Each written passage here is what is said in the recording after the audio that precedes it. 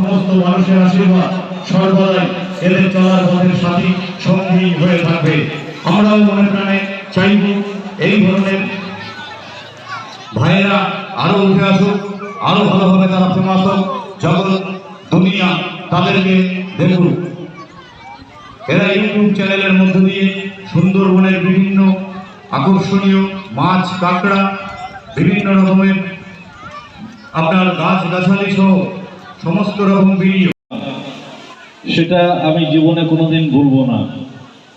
এক মা আমাকে এই মালাটা দিলেন এবং এখানে 10 টাকা এখানে রাখা আছে। আমার মনে হয়েছে এই 10 টাকার মূল্য হচ্ছে 10 লক্ষ টাকা আমার কাছে। এটা 10 টাকা নয়।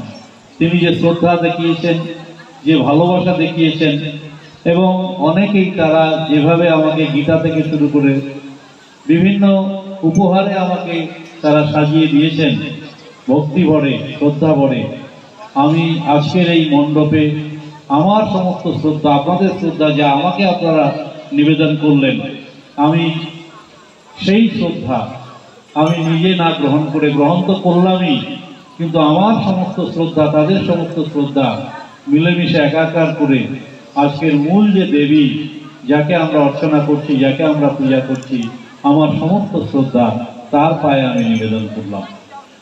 আমি আপ্লুত যে আপনারা এইভাবে আমাকে, মায়েরা, শিশুরা, কিন্ডারগার্ডেনের বাচ্চারা এবং আপনারা এলাকাবাসী, আমার প্রাক্তন ছাত্র, তাদেরকে আমি দেখলাম এখানে। কোথায় কি করতে পেরেছি সেটা বড় কথা নয়, যা আপনারা শুনেছেন। এবং সুন্দরবন মানেই হচ্ছে প্রাকৃতিক দুর্যোগের জায়গা। সুন্দরবন মানেই হচ্ছে এখানে বন্যা, সুন্দরবন মানেই হচ্ছে ঝড়, সুন্দরবন মানেই হচ্ছে সাইক্লোন, সুন্দরবন মানেই হচ্ছে আয়লা। এটা 2-10 বছর অন্তর অন্তর এটা আসতে থাকবে।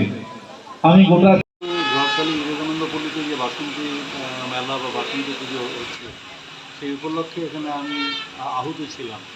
কিন্তু এখানে এসে দেখলাম যে এখানকার বাগবিধবা মা, এখানকার নাগরিকবৃন্দ, এখানকার বিবেকানন্দ পল্লীবাসী যেভাবে আমাকে নানা উপহার সাজিয়ে দিলেন, আমি ভীষণ সম্মান বোধ করছি। আমি খুব আনন্দিত এবং আমি আমার এই সমস্ত শ্রদ্ধা যা তারা আমাকে দেখিয়েছেন, এই শ্রদ্ধা আমি বাসন্তী দেবীর কাছে অর্পণ করলাম যে মানুষের যাতে কল্যাণ হয়, মানুষের যাতে ভালো হয়, মানুষ যাতে আরও সুন্দরভাবে চলতে পারে। এটা তো খুব সুন্দরবনের একটা জটিল গুরুতর সমস্যা যে মৎস্যজীবী মৌলেরা সুন্দরবন জঙ্গলে যাচ্ছে এবং বাঘের আক্রমণে অনেকে মারা যাচ্ছে, বিধবা আছেন। সেই বিধবা মায়েরা অসহায়ভাবে তারা দিন যাপন করেন তাদের সন্তানদের নিয়ে, সন্তান সন্ততিদের নিয়ে। আমি দীর্ঘ 15 বছর ধরে চেষ্টা করছি তাদেরকে সংগঠিত করা এবং তাদেরকে নানাভাবে সহযোগিতা করার চেষ্টা আমি করছি, যাতে তারা কিছুটা স্বাবলম্বী হয়ে তারা মাথা তুলে দাঁড়াতে পারে।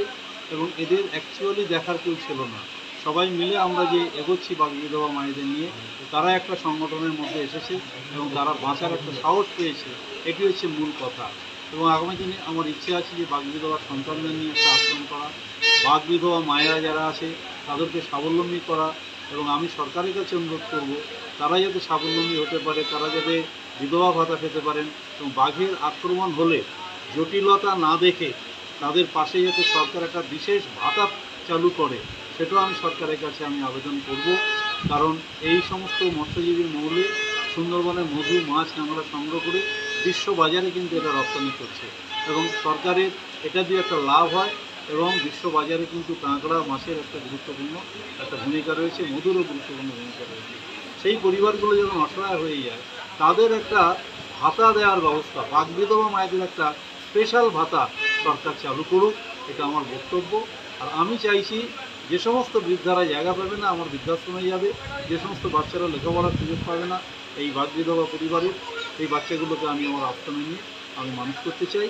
আর এদের স্বাবলম্বী করার জন্য আমি দেখি আমারও তো অর্থ লাগে, আমারও কিছু প্রকল্প করতে গেলে অর্থ লাগে, যাতে এদের বাড়িগুলোতে ছাগল, ভেড়া, হাঁস, মুরগি দিয়ে এদের একটা ইনকাম জেনারেট করা যায়, সেই চেষ্টা আমি করছি। বাসন্তী পুজোর 31তম বর্ষে আমরা আজ পদার্পণ করেছি। আজকের মহাষষ্ঠমীর শুভ সন্ধ্যায় আমরা আমাদের প্রাণের প্রিয় সম্মানীয় শিক্ষক মশাইকে পেয়ে আমরা বিবেকানন্দ পল্লীবাসী তথা ঝড়খালির আপামর জনসাধারণ সবাই আনন্দিত এবং উৎসাহিত। কারণ ওনার মতো একজন মানুষের পদস্পর্শে আজ আমার বিবেকানন্দ পল্লীর মঞ্চ, তাকে আমরা ধন্য বলে মনে করি। কারণ উনি যেভাবে মানুষের পাশে দাঁড়ান ওনার মধ্যে থেকে যে শিক্ষা আমরা পেয়েছি যে দানে কখনো ধন কমে না। উনি ওনার জীবনে সমস্ত কিছু দান করেছে, কিন্তু আমরা কতিপয় মানুষ আছি যারা সবসময় সঞ্চয়ের দিকে লক্ষ্য রাখি, কখনো নিজেরা আগ বাড়িয়ে কোনো কিছু দান করার মতো মানসিকতাই আমাদের তৈরি হয় না, যে আমরা কেন দান করি না, মানে আমরা শুধু পাওয়ার লোভী। কিন্তু স্যারকে দেখে আমাদের এই শিক্ষাটাই হয়েছে যে শুধু পাওয়ার চিন্তা করলে হবে না, আগে দান, তারপরে মানে আগে ত্যাগ, তারপরে তুমি ভোগ। আজ সপ্তমী, আগামীকাল অষ্টমী, কেমন ভিড় হতে পারে অঞ্জলি দেওয়ার জন্য মায়েদের?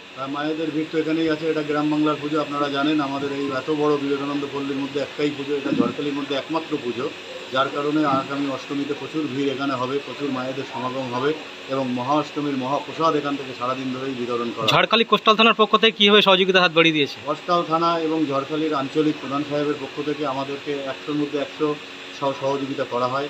সব দিক থেকেই অনুষ্ঠান যাতে নিরিবিলি হয়, সুস্থ হয়, কোনো অসভ্যতার মধ্যে না হয়, টোটালটাই পুলিশ এবং নিয়ন্ত্রণ করে এবং আমাদেরকে খুবই খুবই ভালোভাবে সহযোগিতা করে। ধন্যবাদ। Thank you.